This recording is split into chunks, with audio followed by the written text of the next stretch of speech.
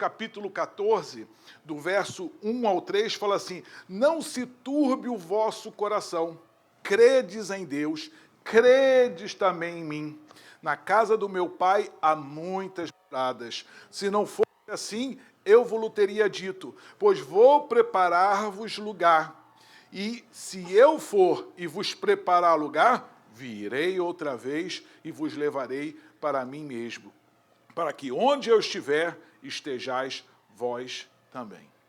Então, o Espírito Santo prometeu, em vários textos da palavra, está lá escrito a volta de Jesus, Tessalonicenses, em várias passagens, os anjos falaram, e o próprio Senhor Jesus, e ele falou assim: credes em mim. Eu não sou juiz para julgar ninguém. Uma das finalidades do pregador é fazer as pessoas meditar e pensar, né, na palavra de Deus, para que possam ter entendimento. Quando nós fizemos a ceia, o pastor André estava falando que cada um deve julgar a si mesmo. Então, nós temos que tirar toda essa confusão de informação da nossa mente para podermos entender o que o Espírito Santo está falando. Nós estamos com a mente muito contaminada, sobrecarregada. Eu li uma coisa essa semana que fala assim: não discuta com uma mulher que ela tem 800 mil megabytes de memória e ela vai lembrar de coisa de quando você não era nascido, né? Então, na verdade, parece que a mulher tem memória melhor do que o homem, porque realmente eu já vi algumas pessoas, como pastor, às vezes você vê umas brigas, umas discussões, e às vezes a mulher fala assim: mas no dia 24 de agosto de 1985 tu me falou isso. Eu falei: rapaz, como que consegue lembrar? Mas, na realidade, na verdade da coisa, bendito seja Deus pela memória da mulher, amém? Abençoadas. Mas, na verdade, nós recebemos tanta informação, algumas boas, algumas ruins, outras contraditórias. Então, para que a gente possa entender verdadeiramente o propósito de Deus, nós temos que estar baseado na palavra. Essa semana eu falava aqui que eu li sobre um pastor na África do Sul, que ele disse que Deus o levou ao inferno para lutar com o diabo, e ele matou o diabo. E muitos creram nisso, que o diabo está morto, irmão. Esse pastor é o super-herói da fé, matou o diabo. E as pessoas creem em coisas assim. Então nós temos que estar baseado na palavra. E a palavra fala em 1 Tessalonicenses que uma das razões da igreja existir, junto com servir a Deus, é esperar o retorno do Senhor. Está lá: para servir ao Deus vivo e verdadeiro e esperar dos céus o seu Filho. E aí eu te pergunto, você tem esperado? Você tem andado cada dia na expectativa de que Jesus vai voltar e vai cumprir a palavra dele? Porque para crer em alguém, porque, veja só, se você não tem carro e você fala para mim assim: irmão, passe para me buscar amanhã para a igreja, e eu digo para você: olha, o culto começa às 9h30, 9 horas, eu passo na sua casa. O que vai acontecer quando estiver dando 9 horas? Se fosse na minha casa, se você fosse me dar carona, 9 horas eu já estava olhando pela janela, olhando para a esquina da rua, ver se você está apontando. Mas eu já ia estar como? Banhado, arrumado, cabelo penteado, dentes lavados e perfumado. Eu ia estar o quê? Preparado para sair.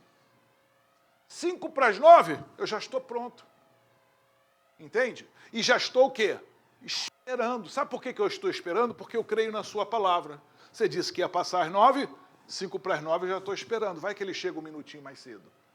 Então, se nós vivermos com a esperança e com a expectativa de que Cristo voltará, que Ele está voltando, nós vamos estar o quê? Prontos. Porque se você crê realmente, quando uma pessoa fala para você, você crê e você se arruma, ou você é do tipo que amanhã 9 horas tu está levantando da cama. Aí a pessoa está lá na porta, Bibi, você, pera aí, pô, vou tomar meu banho. Não é assim. A pessoa fala: então tu fica, que eu vou embora. Não é verdade? Tu fica, que eu vou embora. Não vou me atrasar para a igreja porque tu não levantou, não se arrumou, não se preparou no horário combinado. Então, se nós vivermos na expectativa de que Cristo está voltando, nós temos que viver também prontos. Porque a Bíblia fala que não sabemos nem o dia e não sabemos a hora. Porém, a Bíblia garante que ele virá. Amém? Ele vai vir, ele voltará para buscar a sua igreja. E aí eu queria fazer com vocês, não sei se vocês conseguem ler. Pode abaixar essa luz aqui? Tem como apagar essa luz aqui da frente? Para ver se melhora. Melhorou a visão? Vocês conseguem ver? Está indo lá, que legal. Então, a primeira coisa que nós temos que ver, a primeira verdade, é que nós temos o princípio e nós temos uma eternidade. Nunca vai haver um fim. A Bíblia fala que não haverá fim. Quando a Bíblia fala em final dos tempos, ela está falando em final de uma dispensação. Ela não está dizendo que tudo vai acabar, não. Vai acabar a dispensação. Olha o versículo de Lucas. Ele será grande e será chamado Filho do Altíssimo. O Senhor Deus lhe dará o trono de seu pai Davi, e ele reinará para sempre sobre o povo de Jacó, e o seu reino nunca terá fim. O reino de Cristo nunca vai ter fim. Daqui a 1 bilhão de anos, você e eu vamos estar vivos em algum lugar. Daqui a 1 trilhão de anos, vamos estar vivos em algum lugar. Amém? Então, olha o que fala Daniel 12:12. E muitos dos que dormem no pó da terra ressuscitarão, uns para a vida eterna e outros para a vergonha e desprezo eterno. A opção você faz agora, para a vida eterna ou para o vergonha e desprezo eterno. O negócio não está... Foi, né? Você sabia que a Bíblia ela tem vários códigos? Eu não vou ter tempo para falar de códigos bíblicos que declaram. Nós temos que entender, se Jesus disse que ele vai voltar, então nós temos que saber se o que Jesus fala, ou se o que a Bíblia fala é verdade ou não. E eu poderia gastar horas aqui falando de, 300 profecias do Antigo Testamento que falavam acerca de Jesus, que ele nasceria de uma virgem, que ele viria da tal área, que seria assim, e seu ministério seria assim, que ele morreria assim. Mas eu não tenho tempo, qualquer dia, se você quiser, a gente pode sentar e falar sobre isso. Mas existem alguns códigos que são interessantes. Até os judeus estão descobrindo esses códigos e ficam impressionados, porque eles não creem que Jesus Cristo é o Messias. Mas tem crescido muito o número de judeus cristãos. A Bíblia fala, e ele disse, Daniel 12:9, vai Daniel, porque estas palavras estão fechadas e seladas até o fim dos tempos. Então nós estamos agora no final dessa dispensação e está abrindo entendimento. Coisas novas estão tendo um esclarecimento novo, Deus está revelando. O segredo do Senhor é com aquele que o temem, e ele lhe mostrará a sua aliança. Está escrito na palavra de Deus em Salmos, a glória de Deus está nas coisas encobertas, mas a honra dos reis está em descobrir os mistérios encobertos na palavra de Deus.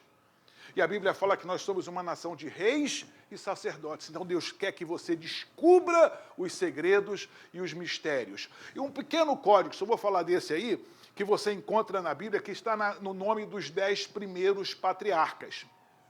O primeiro foi Adão. Adão teve Sete. Sete foi pai de Enós. Enós foi pai de Canaã. Canaã de Maalalel, se alguém tiver grávida aqui, ó, um nome, né? Maalalel foi pai de Jered, Jered de Enoque, Enoque de Matusalém, ó, outro nome abençoado, Matusalém de Lameque e Lameque de Noé. Ok. O que é que isso está nos falando? Nada. Nome de pessoas. Mas quando você vê o significado de cada nome no hebraico, vamos ver o que é que nos fala. Adão significa homem. Sete significa designado, nomeado, appointed. Enós significa morte ou mortal. Cainã significa sofrimento, dor, sorrow. Né? Maalaleel significa o Deus abençoado ou abençoador. Jered significa descerá. Enoque, ensinar, ensinando, professar. Matusalém significa sua morte trará. Olha, iniciará, sua morte iniciará. Lameque significa desesperado. E Noé significa descanso. Isso é o significado de cada um desses nomes em hebraico. Agora, quando você põe tudo isso junto, olha o que sai. Ao homem, Adão, está nomeado, 7, uma morte, é nós, sofrida, Cainã. Mas o Deus abençoador, Maalaleel, descerá, Jesus veio, amém?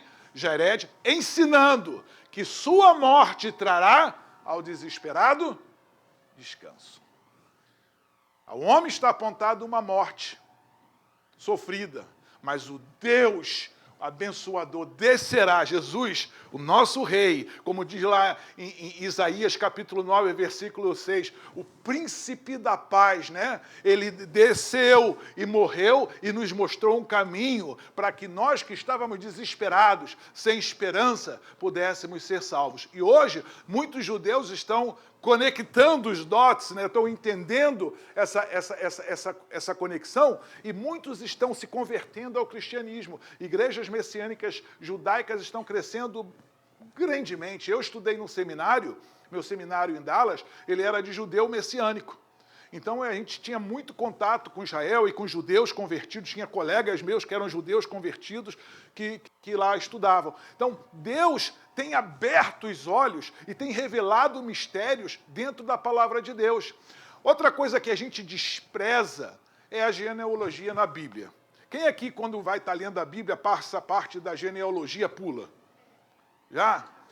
Olha, gente, vocês fazem isso mesmo. Eu pensei que ninguém ia ter coragem de falar. Bom, na realidade, a genealogia ela é muito importante. Deus não faz nada sem sentido. Tudo tem uma finalidade. Quando você vê a genealogia de Jesus Cristo, isso me deu trabalho preparar, mas quando você vê a genealogia de Jesus Cristo, você vê lá, por exemplo, coisas tremendas, que até uma prostituta, Raabe, faz parte, que não era judia, faz parte da genealogia de Cristo. Isso fala de que Deus ele enxerta, que Deus é Deus de misericórdia, que Deus restaura, que Deus não lembra do pecado. Então a genealogia, ela também te ajuda a entender a idade das pessoas, dos tempos. Então você vê, por exemplo, que Adão, ele viveu 130 anos e teve 7. Depois que teve 7, Adão viveu mais 800 e morreu com 930 anos. E aí vai, até que você vê que no ano 1656 teve o dilúvio, que foi Noé. Mas através da genealogia você pode entender que no ano 1948 nasceu Abraão. Aí você pergunta, e o que isso significa? Eu falo, daqui a pouco eu te digo. Espera um pouquinho. Guarda isso. Que ano que nasceu Abraão? Ok, então vamos lá. Deus, ele está fora da dimensão do tempo. Deus vê o passado, o presente e o futuro. Uma vez aquele Steve Hawking, ele falou assim, que antes do universo existir, não existia o tempo. O tempo passou a existir com o Big Bang, com o começo do universo. E ele falou, então se não tinha tempo, Deus não teve tempo para construir o universo, então logo Deus não existe. Eu falei, uau, a inteligência demais faz o cara louco, né? Porque ele não consegue entender que Deus está fora da dimensão do tempo.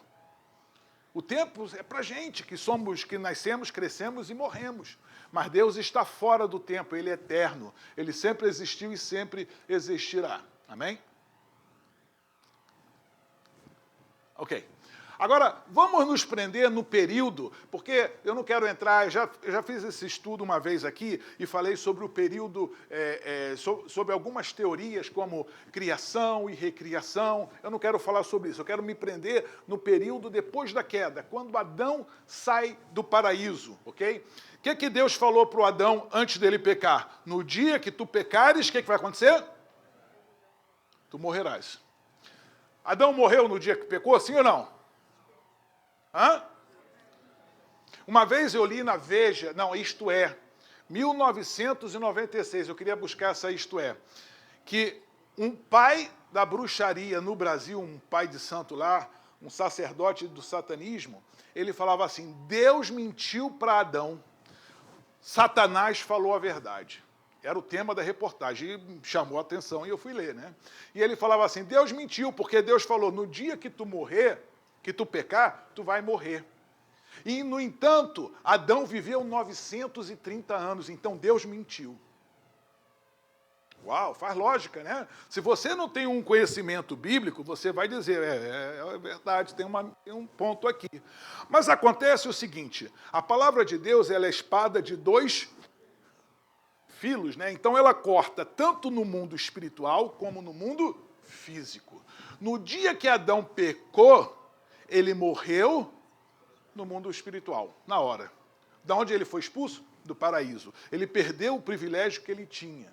E ele passou a ser mortal. E no mundo físico, a palavra de Deus nos dá uma dimensão.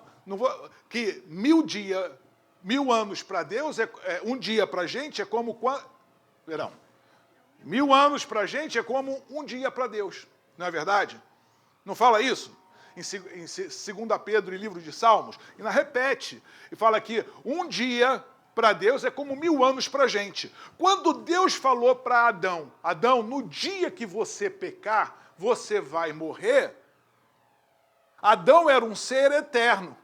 Então ele entendia um dia do grandão de Deus, um dia eterno. Então, no mesmo dia em que Adão pecou, ele morreu. Porque o homem que mais viveu foi Matusalém, e viveu somente 969. Nenhum homem passou de um dia profético, ok? Passou de 1000 anos. Você fala assim, pô, cara, eu queria viver 1000 anos, né? Eu não sei, tem gente que não quer mais. Então, o que aconteceu? Depois que Adão saiu, teve o dilúvio, mas aí nasceu Abraão, que também foi o nascimento da nação de Israel, o primeiro pai da nação de Israel, e ele é conhecido pelos judeus como o primeiro hebreu. O primeiro hebreu foi, se você perguntar a um judeu, vai dizer, o primeiro hebreu foi Abraão. E que ano foi que Abraão nasceu? Quem lembra? 1948. Aí você pergunta, mas por que é importante? Está curioso? Eu falo depois. Então, de Adão até Abraão foram aproximadamente 2000 anos, ok?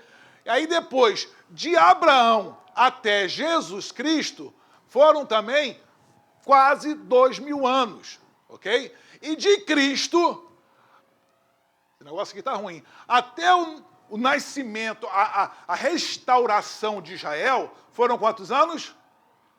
No dia 14 de maio de 1948, Deus cumprindo uma profecia de Isaías 66:8, que fala, quem jamais ouviu tal coisa? Quem viu coisa semelhante? Pode acaso nascer uma terra num só dia? Ou nasce uma nação de uma só vez? Por isso, antes que lhe viessem as dores, deu à luz seus filhos. Então, o que aconteceu? Num dia, de uma vez, através de um decreto, Israel voltou a existir. Em que ano foi isso? 1948. A Bíblia fala que Jesus Cristo é o quê? O segundo Adão. Então, quando você coloca isso na linha, você percebe... Rapaz, acho que a pilha aqui acabou, Guilherme. Que de Adão, do primeiro Adão, até Abraão, foram 1948 anos. Do segundo Adão, que é Cristo, até Israel, foram 1948 anos. É como se Deus colocasse pequenos vistos, pequenas iniciais dele na história, para mostrar para a gente que ele está no controle. Eu estava vendo sobre um livro que foi escrito em 1896 por um servo de Deus, um profeta, e ele analisando o cenário da época dele. Olha, ele estava no século XIX, né? 1896, e no livro, não tem cópia desse livro, esse livro deveria ser regravado, reescrito, sei lá, reeditado, mas esse livro ele fala assim, O mundo hoje, ele falou assim, para que Jesus volte, é necessário que algumas coisas aconteçam.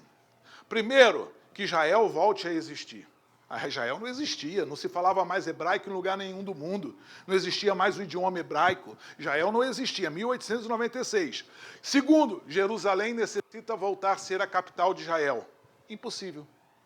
Duas coisas que, quando você está em 1896, é impossível. E ele disse que, estudando a Bíblia, através dos cálculos com as profecias de Daniel, ele falou assim, eu vou dar 3 datas. E nessas 3 datas, alguma coisa deve acontecer. Primeira foi 1900, ele levou em consideração 3 calendários. O calendário bancário, que o ano tem 360 dias, o calendário lunar, que, se eu não me engano, o ano tem 356 dias, uma coisa assim, esqueci, e o calendário gregoriano, que tem 365 dias. E baseado nesses calendários, ele disse 3 datas, 1917, 1936, 33 e 1948.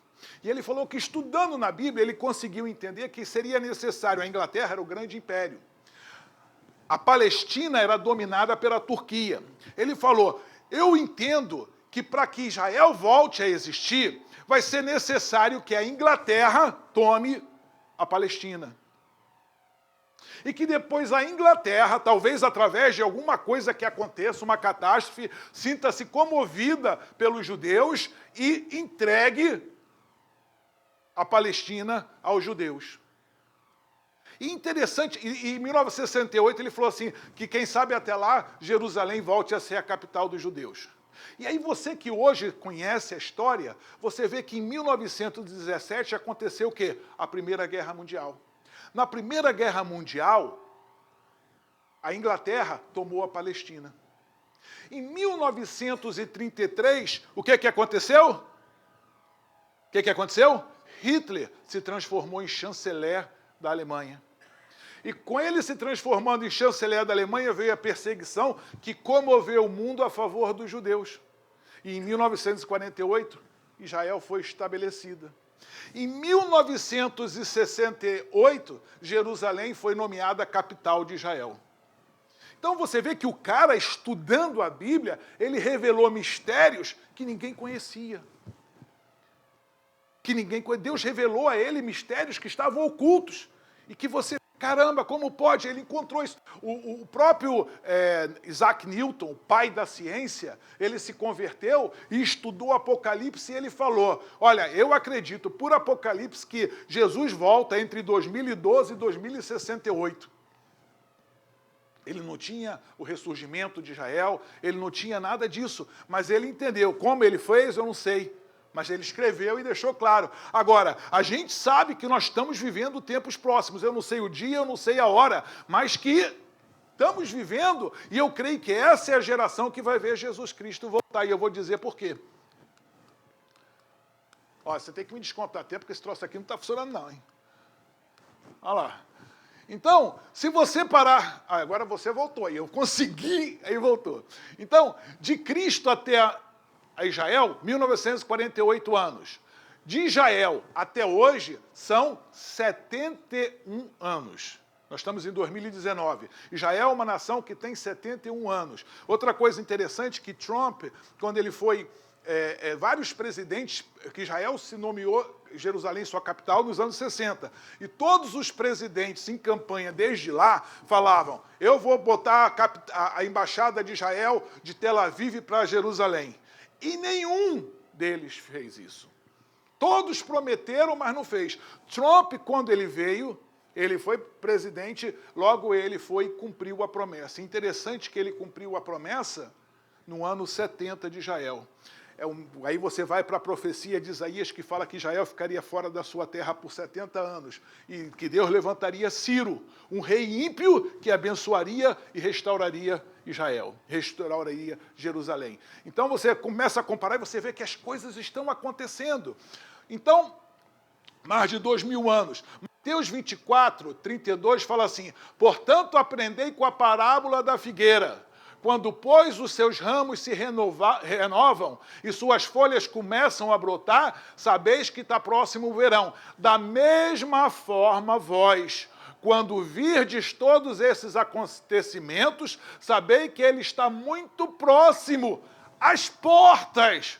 Com toda certeza eu vos afirmo que não passará esta geração até que todos esses eventos se realizem. Então, o que ele está falando? Quando a geração que vir a figueira brotar, quem é a figueira de Deus? Israel. A geração que via a figueira brotar, ela vai ver a realização. Então, 3 pontos importantes. Israel tem como símbolo a figueira brotou em 1948. Quando os sinais começassem, estaria muito próximo o retorno de Cristo, e os sinais já começaram. E ele fala que não passará essa geração. Quanto tempo é uma geração? Mistério, porque a Bíblia fala em Salmos que uma geração é 70, quando muito é 80. Isso era em Salmos. Porém, Jesus falou uma coisa, que no final dos tempos, os dias seriam como nos dias de Noé. E nos dias de Noé, porque muita promiscuidade, muita perversão, mas também tem uma coisa interessante nos dias de Noé. Nos dias de Noé, Deus falou assim, e os dias dos homens serão, quantos? Quem lembra? 120 anos. Então, se aqui é como nos dias de Noé, nós podemos pensar em 120 anos, que seria o período de uma geração. Então vamos lá. Quando você lê outra palavra interessante, é em Oséias 5,15. Deus fala assim, Antigo Testamento, ali, ó, entre Abraão e Cristo, falando para o povo judeu. Olha o que ele fala para os judeus. Irei e voltarei ao meu lugar, até que se reconheçam culpados e busquem minha face. Estando eles angustiados, de madrugada me buscarão. Amém? Então, Jesus, ô trocinho abençoado, hein? Jesus veio, né? Jesus veio e Jesus voltou. O que ele fala lá? Irei e voltarei. Onde Jesus está sentado hoje, Efésios diz que ele está assentado à destra do Pai. Ele está no lugar dele. Amém?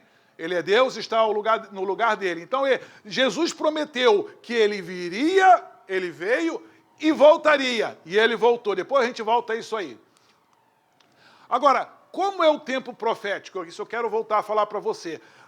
Deus, não é que Deus fala que tem que ser assim, mas olha o que Deus, que para Deus é assim, mas ele nos dá uma referência para que nós possamos entender. Segundo a Pedro 3,8, fala assim, mas amados, não ignoreis uma coisa, que um dia para o Senhor é como 1000 anos e 1000 anos como um dia. Salmos 90, versículo 4, porque 1000 anos são aos teus olhos como o dia de ontem que passou, e como a vigília da noite. Então Deus está dizendo que eu estou te dando uma ideia para que você entenda. Ele não está dizendo que é exatamente, aquele versículo fala assim da eternidade de Deus, que Deus não tem fim. 1000 anos para ele é como um dia, porque ele é eterno, ele não tem fim. Pois Deus está nos dando uma medida para que possamos entender. Deus está nos dizendo que um dia para ele é igual 1000 anos para a gente. Um exemplo de Adão, como eu falei, né, que Deus falou, viverá num dia, e no mesmo dia ele morreu. Então, Lucas capítulo 21, verso 4, fala assim, 24, e cairão ao fio da espada, todas as nações serão levadas cativos. A todas as nações serão levados, e para todas as nações serão levados cativos. E Jerusalém será dominada pelos gentios, até que se complete o tempo dos gentios. Jerusalém seria dominada pelos gentios até que se complete o tempo dos gentios. Isso Jesus escreveu antes de Jerusalém, antes de Israel ser destruída. No dia 6/6 de 67, ocorreu a famosa Guerra dos 6 Dias. Israel era uma nação de 19 anos de idade, então, e ela teve que lutar com 13 nações, se não me engano, de países milenares, com petrodólar, com armamento russo. E em 6 dias, o presidente do Egito chegou a declarar ao mundo, que falou assim, dessa nem o Deus de Israel livra Israel. Olha aí que ele perdeu a guerra, né? O que aconteceu? Em 6 dias, isso é história, Israel foi e venceu todas essas nações. E em 1967, com esta vitória da guerra, ele tomou o domínio de Jerusalém. Jerusalém passou a ser parte do território judeu. Interessante que você pensa, lembra-se de uma coisa aqui, de Cristo até hoje nós temos mais ou menos 2019 anos, certo? Sim ou não? Mas da morte de Cristo até hoje nós temos quantos anos? 1986 anos, que ele morreu no ano 33, amém? Então, da nossa redenção, temos somente 1986. E aí Jesus falou de sinais que iriam acontecer. E haverá sinal no sol. Aí a gente vê hoje aí o aquecimento da Terra, explosões solares que deixaram no outro dia, um tempo atrás, o Canadá sem energia, que a radiação entrou e o campo magnético foi furado, sei lá, e passou e causou grandes problemas no Canadá. E haverá sinal no sol. A Lua, desde que o homem foi à Lua, ele me botou um radar, um laser lá, e ele tem percebido que cada ano, a Lua está se afastando da Terra. Que nem aquela coisa que você roda, ela vai ganhando momento, e a Lua tem se afastado da Terra. E nas estrelas, eu estava vendo o Discovery Channel, eu estou correndo, e o Nat Geo, os cientistas falando que não é uma questão de se vai vir um meteoro em direção da Terra, é uma questão de quando virá, porque para eles é certo. Então, existe sinal no Sol, existe sinal na Lua, existe sinal nas estrelas, e na terra, angústia das nações em perplexidade pelo bramido do mar e das ondas. E todos eles falam que os mares estão o quê? Subindo. Algumas praias no Brasil já não tem mais litoral. As casas estão sendo engolidas. O mar está subindo. Homem desmaiando de terror na expectativa das coisas que sobrevirão ao mundo, porquanto as virtudes do céu serão abaladas. Então verão vir o Filho do Homem numa nuvem com poder e grande glória.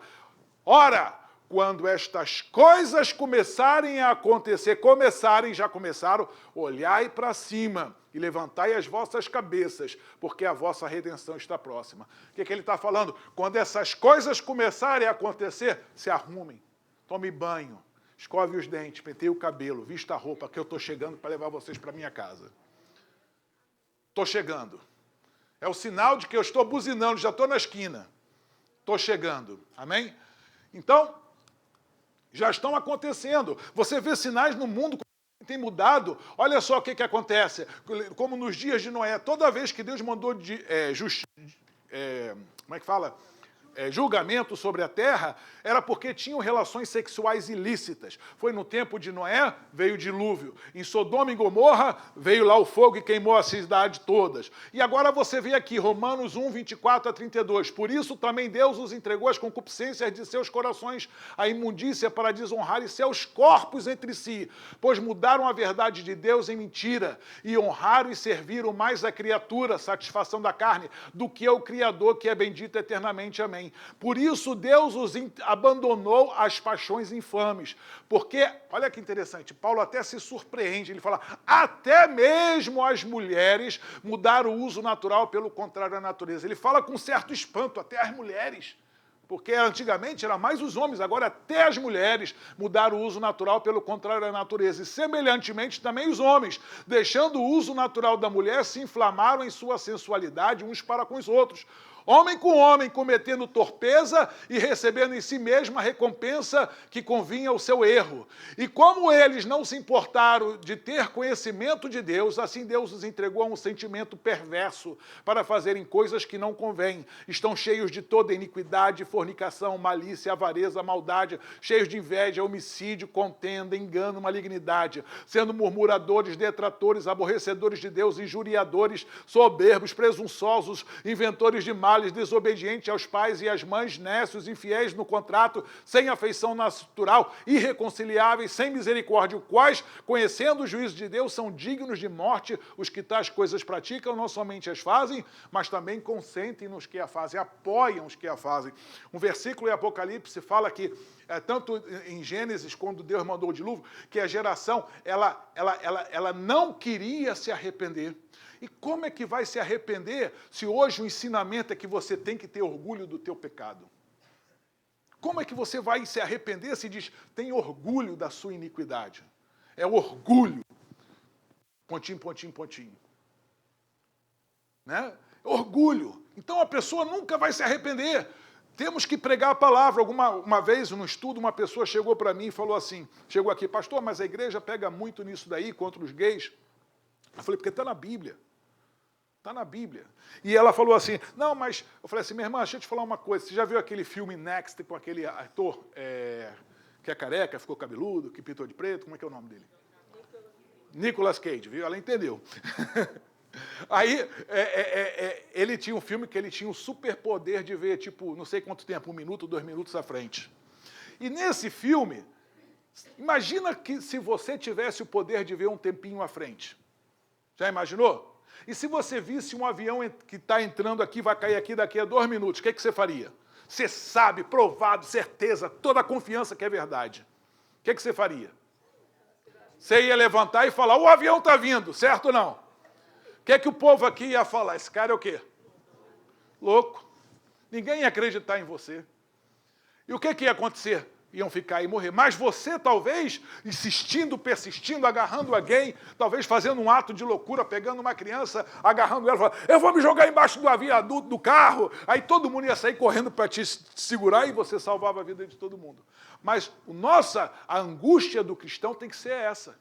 Nós sabemos que Jesus está voltando. Nós sabemos que o tempo é findo, está próximo, e nós temos que pregar o Evangelho. Amar o pecador não é passar a mão na cabeça do pecador, é falar, pecador, há uma restauração para você, Deus te ama, Ele te perdoa, Ele apaga a tua iniquidade, Ele muda a sua vida, Ele te restaura. Tão somente se arrependa da sua iniquidade, que Ele é poderoso para te libertar de qualquer vício e de qualquer pecado.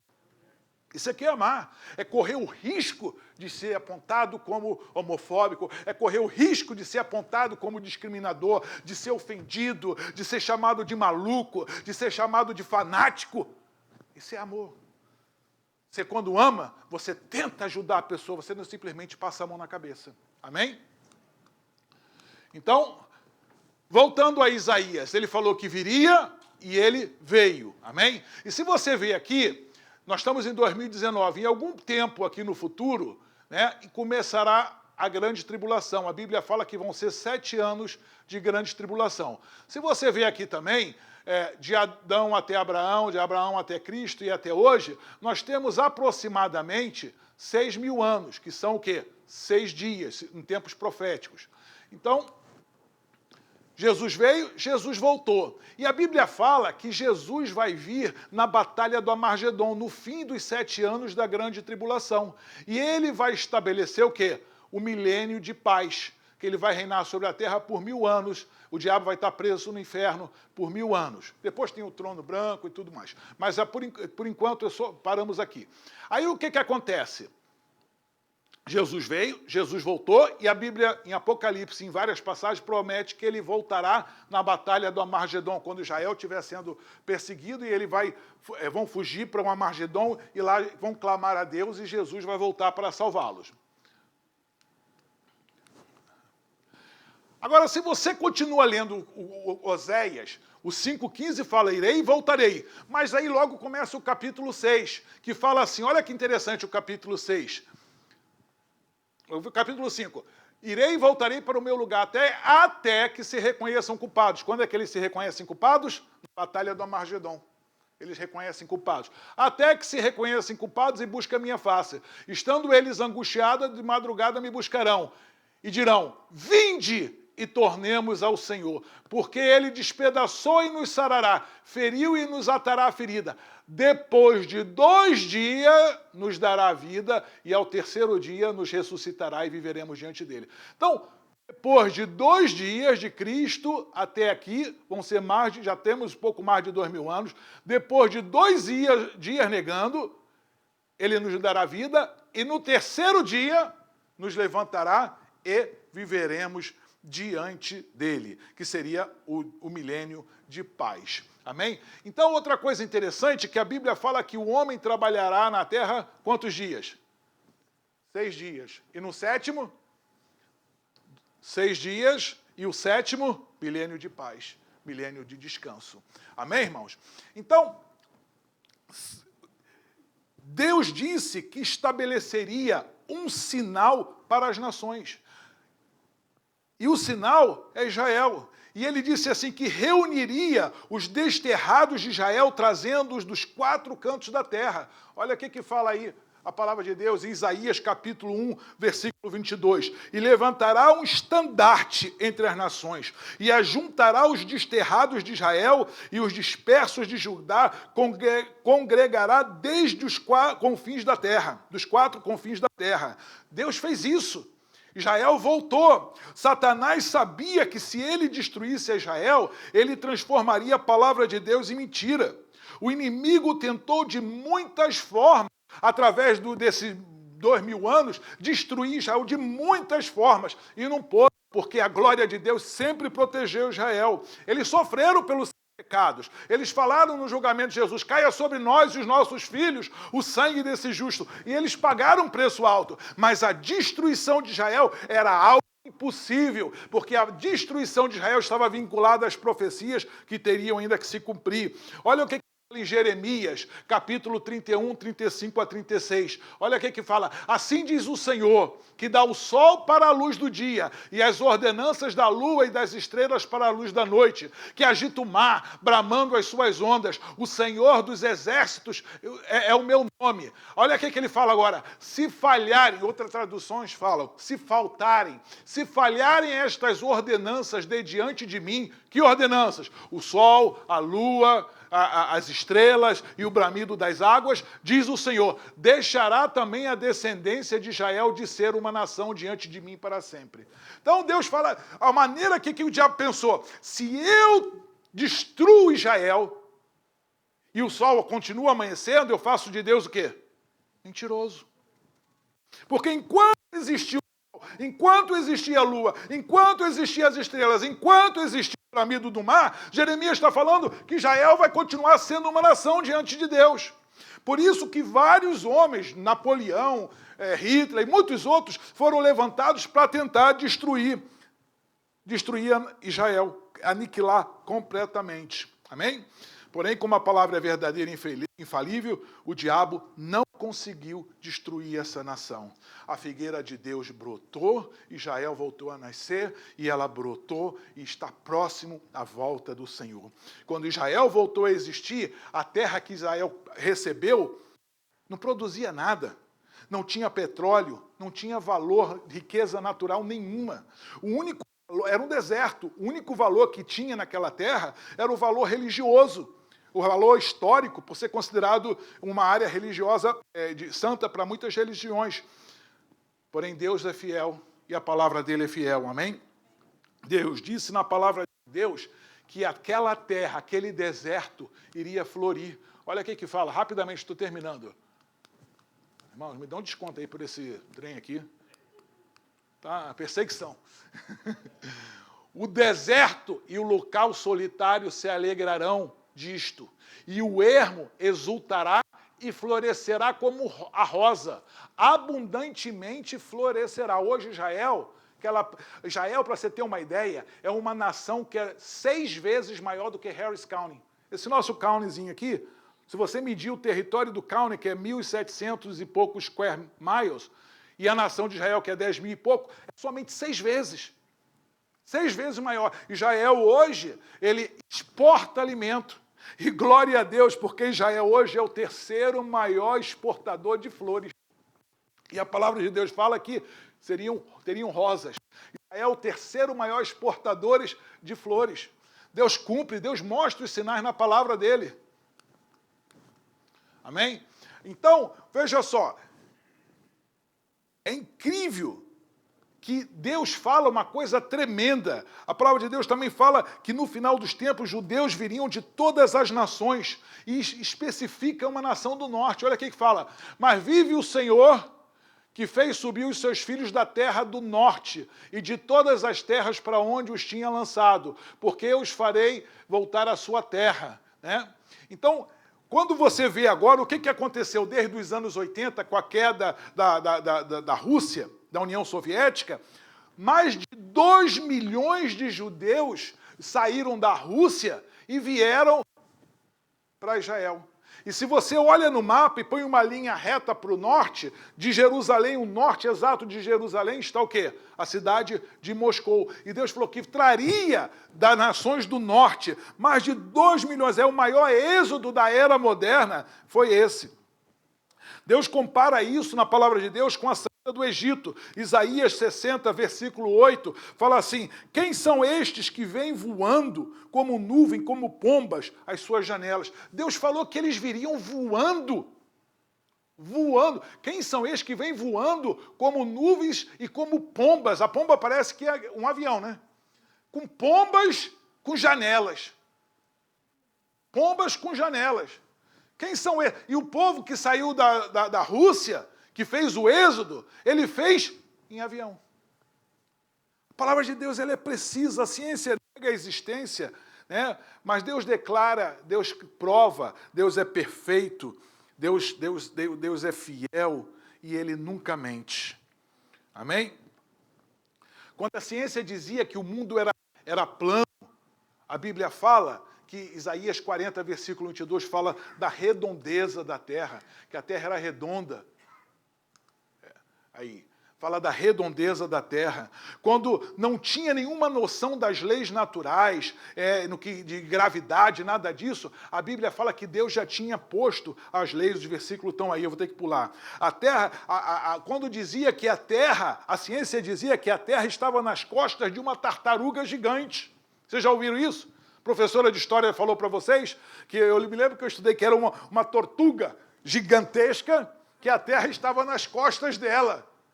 A Bíblia falava já no livro de Jó, porque não queriam ler a Bíblia. A Bíblia falava assim, o norte estende sobre o vazio e suspende a terra sobre o nada. Jó é o livro mais antigo da Bíblia.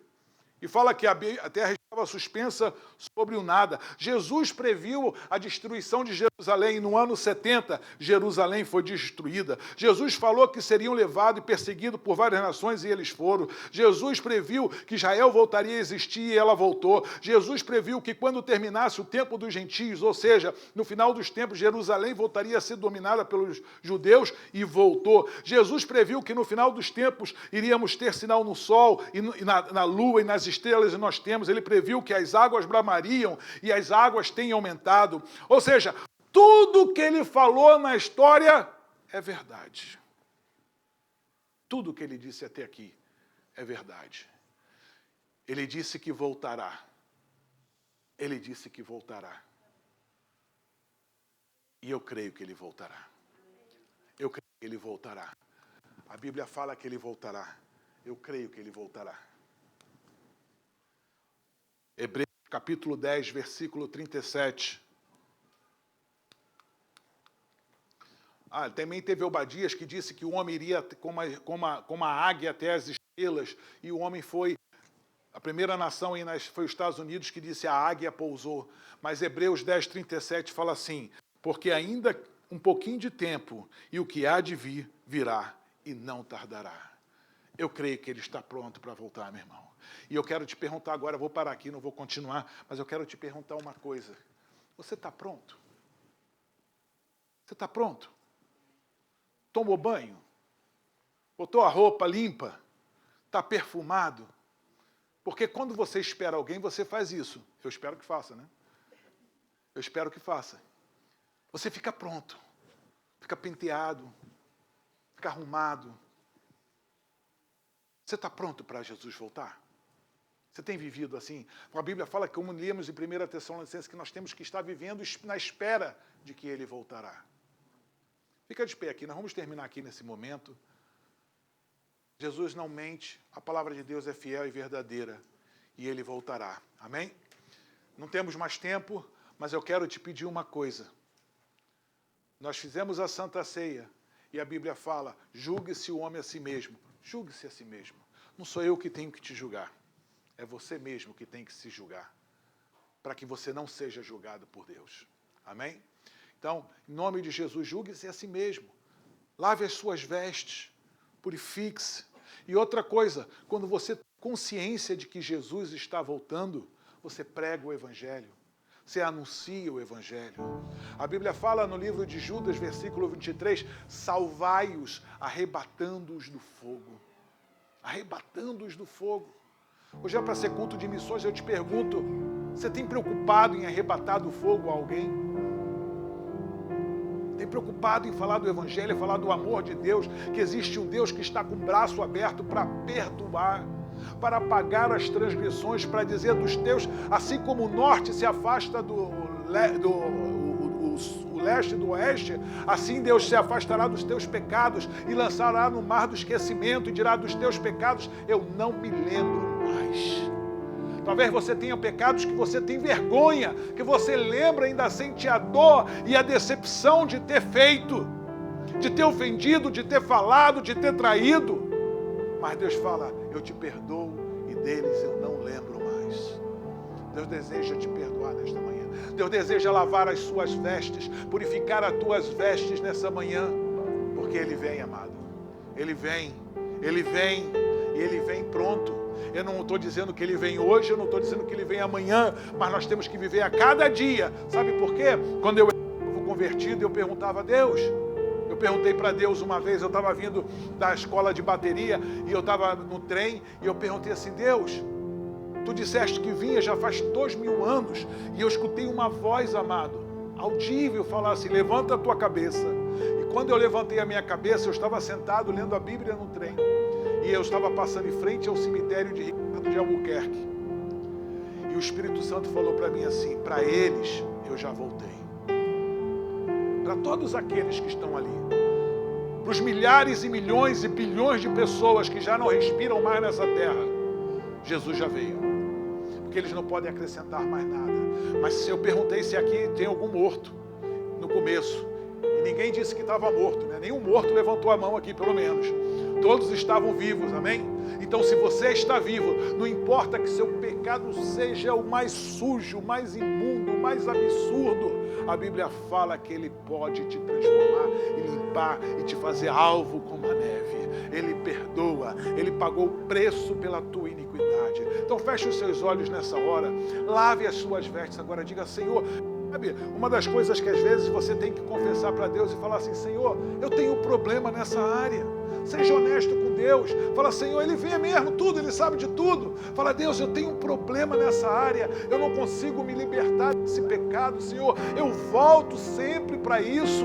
Senhor, eu preciso que Tu me liberte. Eu preciso que Tu me limpe, que Tu me ajude a parar de falar, ou de fazer, ou de praticar, ou de pensar dessa forma. Limpa minha mente, Senhor. Eu não tenho forças. Fala para Ele, eu não tenho forças. Socorre-me, Senhor. Socorre-me, Senhor. E Ele te socorrerá, e Ele te capacitará, e Ele te libertará. Peça perdão a Ele nessa hora.